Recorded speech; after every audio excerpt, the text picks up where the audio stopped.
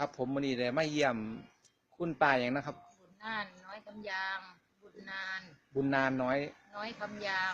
คำยางบ้านผู้มันผู้ตำบลบ้านเป้านะครับเนาะยาอำเภอหนองสูงจังหวัดมุกดาหารนะครับแต่ก่อนนั่นป้าน่านเป็นอหย่างนะครับเมื่อก่อนน่ะเป็นลิสดงแล้วลิสดงแต่ก่อนเลิศเคยยศอ้อยอยู่แต่ก่อนนะแล้วก็เป็นกีบมะเฟืองกินมาเฟื่องเป็นข้าวยิบก็ได้เวลาข้าวหลางมันยิบเวลามันล้อออกมานั้นยิบก็ได้แต่เดี๋ยวนี้นะมันมีได้เป็นเถอะเดี๋ยวนี้นะพอตั้งแต่มันกินเสริมอาหารพี่วันน่ะรู้สึกว่าดีขึ้นเนาะจ้า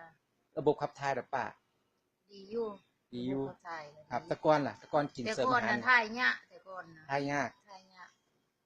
เฮ็ดเวียกเฮ็ดการเฮ็ดงานน่ะเมื่อบ่ซุมื้อนี้มีเมยเดี๋ยวนี้นะ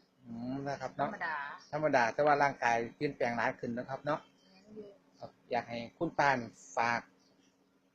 สำหรับคนที่กำลังติดตามรายการนี้อยู่ฝากบอกนะครับว่ากินก็ดีก็เลิกกินก็ดีคือว่าดีออกคิดว่าดีขึ้นะครับนหลายดีขึ้นหลายดีเก่าๆเนาะขึ้นหลายเพราะว่ามีเป็นเดี๋ยวนี้นะมีได้ยิบได้แต่ก่อนเป็นทายธรรมดาปกติเดี๋ยวนี้มีโรคอย่างอื่นนำบ่ครับโรคความดันความดันอาการเป็นจังไดบัดนี้อาการก็ช่วงนั้นมันไม่ได้กินยาช่วงกินยานี่ท่านได้ไปตรวจที่อ๋อแต่ว่าดีขึ้นกว่าเก่าเนาะดีมันอยู่คือว่านี่ครับผมขอบคุณหลายๆนะครับเด้อจ้า